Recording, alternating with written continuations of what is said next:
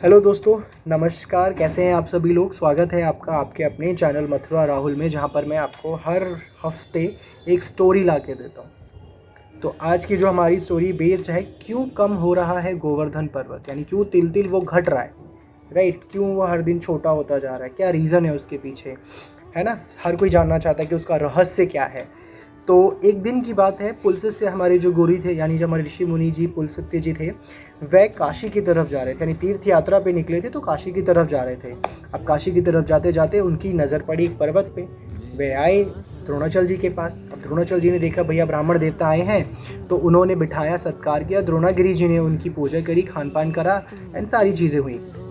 अब उसके बाद जैसे ही पुलसित जी ने बोला कि मैं जाना चाहता हूँ, अब मुनि देव जी जाने लगे, तो उन्होंने अपनी इच्छा जो थी वह द्रोणाचल जी के सामने रख दी। अब इच्छा थी उनकी ये कि उन्हें चाहिए थे उनके पुत्र गोवर्धन। तो उन्होंने जैसे ही मांग करी कि द्रोणाचल जी मुझे आपका पुत्र गोवर्धन चाहिए, जिस पे मैं बैठकर अपनी तपस्या कर सकूं और अपना जीवन व्यतीत कर सकूं। अब इतनी बात हुई कि द्रोणाचल जी की आंखों में आंसू तो आए, लेकिन वे अब क्या करें, मना नहीं कर सकते, क्योंकि पुत्र की बात है, पुत्र देना इतना ईजी भी नहीं था, और ब्राह्मण देवता को निराश भी नहीं कर सकते थे, क्योंकि श्राप का डर था। अब ये चीज़ें हुई, उन्होंने कहा चलिए ठीक है, मैं दे देता हूँ। अब द्रोणाचल जी ने गोवर्धन पर्वत को मुनि जी के हाथों सौंप दिया। अब गोवर्धन जी ने सोचा कि, अब उनके मन में भी जाने की इच्छा नहीं थी, उन्होंने सोचा कि मैं जाऊँ तो जाऊँ कैसे। अब उन्होंने एक विचार किया।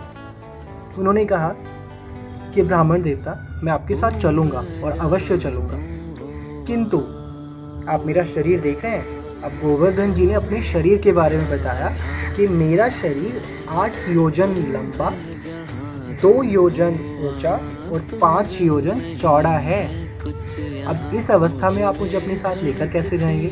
अब आपके मन में आएगा योजन क्या होता है। मैं एक योजन बता देता हूँ। एक योजन हमारा आई थिंक 12.5 किलोमीटर का डिस्टेंस होता है। योजन होता है हमारी चौड़ाई नापने का, यानी एक रास्ते को नापने का तरीका होता है, राइट। तो वो उन्होंने बोला कि मेरा 8 योजन लंबा, 2 योजन ऊंचा और 5 योजन चौड़ा है। इस अवस्था में आप मुझे कैसे लेकर जाएंगे।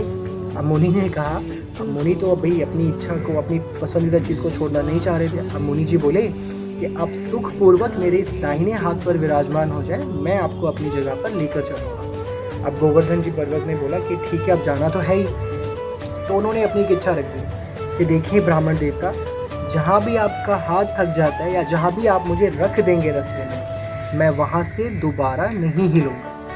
अब उन्होंने ना हिलने वाली शपथ रख दी। अब ब्राह्मण देवता ने सोचा कि हाँ भाई चलो ठीक है, मैं वो भी मान लेता हूँ। ब्राह्मण देवता ने वो भी मान ली। अब जैसे ही वो उनको लेके आगे बढ़े, आगे बढ़ते ही हमारा ब्रज आया रास्ते में, यानी हमारी ब्रज भूमि आई। अब गोवर्धन ने मन ही मन में सोचा कि ब्रज, यहाँ पे कृष्ण भगवान आने वाले हैं। अब गोलोक से यमुना जी भी आने वाली हैं, और साथ ही हमारी राधे रानी है कृष्ण जी के साथ। अब यहाँ पे कृष्ण जी अपने बालपन में बहुत सारी लीलाएं करने वाले हैं। तो अब उन लीलाओं को देखने के लिए गोवर्धन के मन में एक लालसा जागी, और उन्होंने अपना भार ऋषि मुनि जी के हाथ पे बढ़ा दिया। अब जैसे जैसे भार बढ़ता जाए, मुनि जी को लगा कि हाँ वे थक गए हैं। उन्होंने वह पर्वत को वहीं पे रख दिया और शौच क्रिया के लिए चले गए। अब ज्यों ही वो शौच क्रिया के लिए आए और उन्होंने गोवर्धन पर्वत को हिलाना चाहा, वे वहां से टस से मस नहीं हुए। अब रीजन, गोवर्धन जी ने याद दिलाया मुनि जी को कि हे मुनि, मैंने आपको वचन दिया था और आपसे वचन भी लिया था कि आप मुझे जिस भी स्थान पर रख देंगे, मैं वहां से दोबारा हिलकर नहीं जाऊंगा।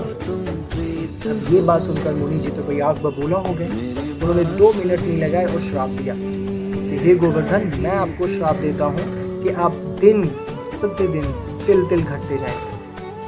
तो ये रीजन है गोवर्धन पर्वत क्यों घटते जा रहे हैं।